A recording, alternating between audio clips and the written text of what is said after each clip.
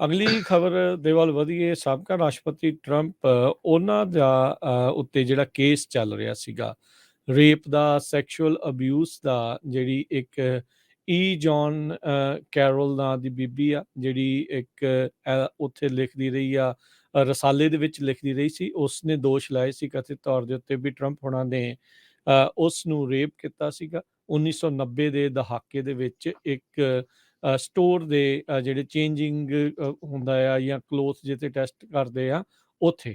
ਉਸ ਮਾਮਲੇ ਵਿੱਚ ਜਿਊਰੀ ਨੇ ਜਿਹੜਾ ਸਿਵਲ ਟਰਾਇਲ ਆ ਉਸ ਦੀ ਸਮਾਪਤੀ ਤੋਂ ਬਾਅਦ ਕੁਛ ਹੀ ਘੰਟਿਆਂ ਵਿੱਚ ਟਰੰਪ ਹੋਣਾ ਨੂੰ ਰੇਪ ਦੇ ਮਾਮਲੇ 'ਚੋਂ ਤਾਂ ਬਰੀ ਕਰ ਦਿੱਤਾ। ਉਹਦੇ ਵਿੱਚ ਕਿਹਾ ਵੀ ਉਹ 'ਚ ਦੋਸ਼ੀ ਨਹੀਂ ਆ, ਪਰ ਸੈਕਸ਼ੂਅਲ ਅਬਿਊਜ਼ ਦੇ ਵਿੱਚ ਦੋਸ਼ੀ ਪਾਇਆ ਆ। ਤੇ ਨਾਲ ਹੀ ਇਹ ਕਿਹਾ ਵੀ ਜੌਨ ਕੈਰਲ ਨੂੰ ਡੀਫੇਮ ਵੀ ਟਰੰਪ ਹੋਣਾ ਨੇ ਕੀਤਾ ਹੈ। ਜਿਊਰਰਸ ਨੇ $5 ਮਿਲੀਅਨ ਹਰਜਾਨਾ ਦੇਣ ਦੇ ਲਈ ਟਰੰਪ ਹੋਣਾ ਨੂੰ ਇਸ ਮਾਮਲੇ ਦੇ ਵਿੱਚ ਆਖਿਆ। ਟਰੰਪ ਹੁਣੀ ਇੱਕ ਵਾਰ ਦੇ ਰਾਸ਼ਟਰਪਤੀ ਤੇ 2024 ਦੇ ਇਲੈਕਸ਼ਨਸ ਦੇ ਲਈ ਆਪਣਾ ਨਾਮ ਰਿਪਬਲਿਕਨ ਪਾਰਟੀ ਵੱਲੋਂ ਉਹਨਾਂ ਦੀ ਮੇਨ ਟਿਕਟ ਹਾਸਲ ਕਰਨ ਦੇ ਲਈ ਪਿੜ ਦੇ ਵਿੱਚ ਉਹ ਸਿੱਟ ਚੁੱਕੇ ਨੇ। ਜੌਨ ਕੈਰਲ ਦੇ ਬਾਰੇ ਟਰੰਪ ਹੋਣਾ ਨੇ ਆਪਣੇ ਸੋਸ਼ਲ ਮੀਡੀਆ ਤੋਂ ਕਈ ਤਰੀਕੇ ਦੀਆਂ ਗੱਲਾਂ ਜਿਹੜੀਆਂ ਉਸ ਦੇ ਬਾਰੇ ਕਹੀਆਂ। ਬੇਬੁਨਿਆਦ ਉਹਨਾਂ ਨੇ ਇਹ ਦੋਸ਼ ਜਿਹੜੇ ਉਹ ਆਖੇ, ਪਰ ਉਹ ਕਹਿੰਦੀ ਰਹੀ। ਉਹਨੇ ਟਰਾਇਲ ਦੇ ਵਿੱਚ ਟੈਸਟੀਫਾਈ ਵੀ ਕੀਤਾ ਵੀ ਟਰੰਪ ਨੇ ਉਸ ਨੂੰ ਜਿਹੜਾ ਆ ਵਾਇਲੈਂਟਲੀ ਅਸੌਲਟ ਜਿਹੜਾ ਉਹ ਕੀਤਾ ਸੀ। ਸੋ ਜਿਊਰੀ ਨੇ ਇਹਨਾਂ ਸਾਰਿਆਂ ਦੀਆਂ ਗੱਲਾਂ ਤੇ ਟਰੰਪ ਹੋਣਾ ਦੇ ਡਿਫੈਂਸ ਦੀਆਂ ਗੱਲਾਂ ਸੁਣਨ ਤੋਂ ਬਾਅਦ 'ਚ ਇਹ ਫੈਸਲੇ ਤੇ ਪਹੁੰਚੇ ਆ ਵੀ ਟਰੰਪ ਹੋਣਾ ਨੇ ਸੈਕਸ਼ੂਅਲੀ ਅਬਿਊਜ਼ ਕੀਤਾ ਸੀਗਾ ਇਸ ਜਨਾਨੀ ਨੂੰ। ਐਕਸੈਸ ਹਾਲੀਵੁੱਡ ਟੇਪ ਯਾਦ ਹੋਣੀ, ਪਿਛਲੀ ਵਾਰੀ ਇਲੈਕਸ਼ਨਾਂ ਤੋਂ ਪਹਿਲਾਂ, ਜਦ 2016 ਦੀਆਂ ਇਲੈਕਸ਼ਨਾਂ ਤੋਂ ਪਹਿਲਾਂ ਕਾਫੀ ਵਿਵਾਦਾਂ ਦੇ ਵਿੱਚ ਜਿਹੜੀ ਉਹ ਰਹੀ ਸੀ। ਤੇ ਇਸ ਦੇ ਬਾਰੇ ਵੀ ਕਿਹਾ। ਖੁਦ ਇਹ ਆਪ ਆਇਰਲੈਂਡ, ਸਕਾਟਲੈਂਡ ਵਾਲੇ ਪਾਸੇ ਚਲੇ ਗਏ ਸੀਗੇ। ਇਸ ਟਰਾਇਲ ਦੇ ਵਿੱਚ ਟਰੰਪ ਹੋਣਾ ਨੇ ਟੈਸਟੀਫਾਈ ਨਹੀਂ ਕੀਤਾ। ਉਸ ਤੋਂ ਜਿਹੜੇ ਉਹ ਪਰੇ ਰਹੇ। ਲੋਕਾਂ ਨੇ ਇਹ ਵੀ ਸਵਾਲ ਕੀਤਾ ਵੀ ਤੁਸੀਂ ਸੋਸ਼ਲ ਮੀਡੀਆ ਦੇ ਉੱਤੇ ਤਾਂ ਗੱਲਾਂ ਕਹਿ ਰਹੇ ਹੋ ਵੀ ਤੁਸੀਂ ਅਦਾਲਤ ਵਿੱਚ ਜਾ ਕੇ ਵੀ ਇਹ ਕਹਿ ਰਹੇ ਸੀਗੇ। ਮੇ ਵੀ ਉਹਨਾਂ ਦੇ ਡਿਫੈਂਸ ਨੇ ਉਹਨਾਂ ਨੂੰ ਕਿਹਾ ਹੋਊਗਾ ਵੀ ਤੁਸੀਂ ਉੱਥੇ ਨਾ ਹੀ ਜਾਓ। ਸੋ ਉਹ ਉੱਥੋਂ ਤਾਂ ਅਦਾਲਤ ਤੋਂ ਪਰੇ ਰਹੇ ਆ, ਪਰ ਇਸ ਮਾਮਲੇ ਵਿੱਚ, ਇਸ ਟਰਾਇਲ ਦੇ ਵਿੱਚ ਟਰੰਪ ਹੁਣੀ 2 ਮਾਮਲਿਆਂ ਦੇ ਵਿੱਚ ਦੋਸ਼ੀ ਪਾਏ ਗਏ ਆ।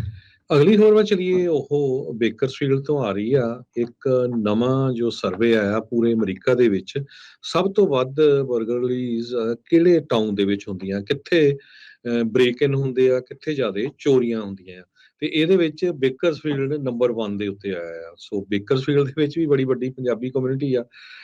ਜੋ ਨਵੀਂ ਰਿਪੋਰਟ ਆਈ ਆ ਉਹਦੇ ਮੁਤਾਬਕ 847 ਬਰਗਲਰੀਜ਼ 1 ਲੱਖ ਰੈਜ਼ੀਡੈਂਟਸ ਦੇ ਪਿੱਛੇ ਬੇਕਰਸਫੀਲਡ ਦੇ ਵਿੱਚ ਹੋ ਰਹੀਆਂ ਆ। ਐਵਰੇਜ 1 ਲੱਖ ਰੈਜ਼ੀਡੈਂਟਸ ਦੇ ਪਿੱਛੇ 747 ਬਰਗਲਰੀਜ਼ ਹੁੰਦੀਆਂ ਆ। ਇਹ 2.4 ਟਾਈਮ ਜ਼ਿਆਦੇ ਆ ਬੇਕਰਸਫੀਲਡ ਦੇ ਵਿੱਚ। ਐਵਰੇਜ ਹੋਮ ਦੀ ਪ੍ਰਾਈਸ ਬੇਕਰਸਫੀਲਡ 3,70,000 ਦੇ ਕਰੀਬ ਆ। ਤੇ ਦੂਜੇ ਨੰਬਰ ਤੇ ਪੂਰੇ ਅਮਰੀਕਾ ਦੇ ਵਿੱਚ ਜੋ ਸ਼ਹਿਰ ਉਹਨਾਂ ਨੇ ਗਿਣੇ ਆ ਵੀ ਸਭ ਤੋਂ ਵੱਧ ਚੋਰੀਆਂ, ਬ੍ਰੇਕ ਇਨ ਕਿੱਥੇ ਹੁੰਦੇ ਆ, ਤੇ ਬੇਕਰਸਫੀਲਡ ਆਇਆ। 847 ਘਰ ਟੁੱਟਦੇ ਆ 1 ਲੱਖ ਰੈਜ਼ੀਡੈਂਟ ਪਿੱਛੇ।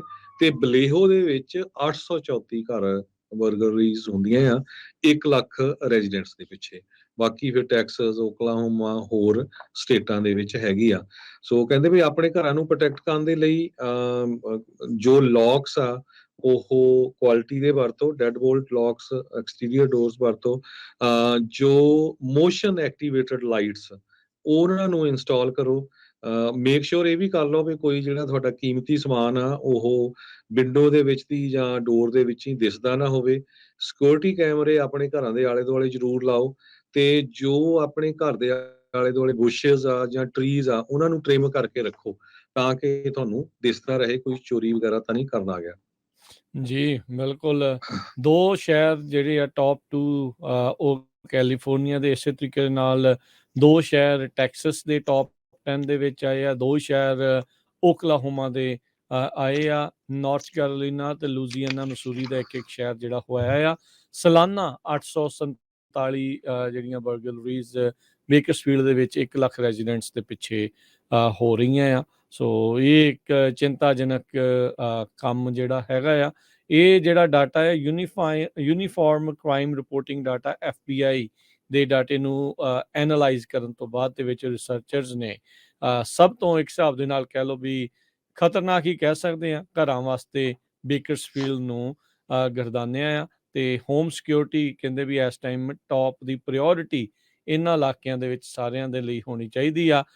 ਪਰ ਇਹ ਵੀ ਚੀਜ਼ ਨਾਲ ਆ ਹਰਜੋਤ ਸਿੰਘ ਜੀ, ਵੀ ਬਾਕੀ ਸ਼ਹਿਰਾਂ ਦੇ ਵਿੱਚ ਵੀ ਜਿਹੜੇ ਰਹਿ ਰਹੇ ਲੋਕ ਆ, ਉਹ ਇਹ ਨਾ ਹੋਣ ਵੀ ਸਾਡਾ ਟੌਪ ਦੇ ਵਿੱਚ ਨਹੀਂ ਆਇਆ ਨਾਮ, ਤੇ ਸੋ ਅਸੀਂ ਬੇਚਿੰਤ ਜਿਹੜਾ ਹੋ ਕੇ ਰਹੀਏ। ਹੁਣ ਓਕਲੈਂਡ ਦੇ ਵਿੱਚ ਆਪਾਂ ਨੂੰ ਪਤਾ ਹੈ, ਸੈਨ ਫਰਾਂਸਿਸਕੋ 'ਚ ਕਿੱਦਾਂ ਦਾ ਕ੍ਰਾਈਮ ਆ, ਪਰ ਉੱਥੇ ਡਿਫਰੈਂਟ ਟਾਈਪ ਆਫ ਕ੍ਰਾਈਮ ਆ। ਇੱਥੇ ਘਰਾਂ ਦੇ ਵਿੱਚ ਚੋਰੀ ਚਕਾਰੀ ਜਿਹੜੀ ਆ ਉਹ ਜ਼ਿਆਦਾ ਹੋ ਰਹੀ ਆ। ਹਰ ਇੱਕ ਥਾਂ ਦੀ ਇੱਕ ਵੱਖਰੀ ਆਪਣੀ ਜਿਹੜੀ ਉਹ ਸਮੱਸਿਆ ਹੁੰਦੀ ਆ।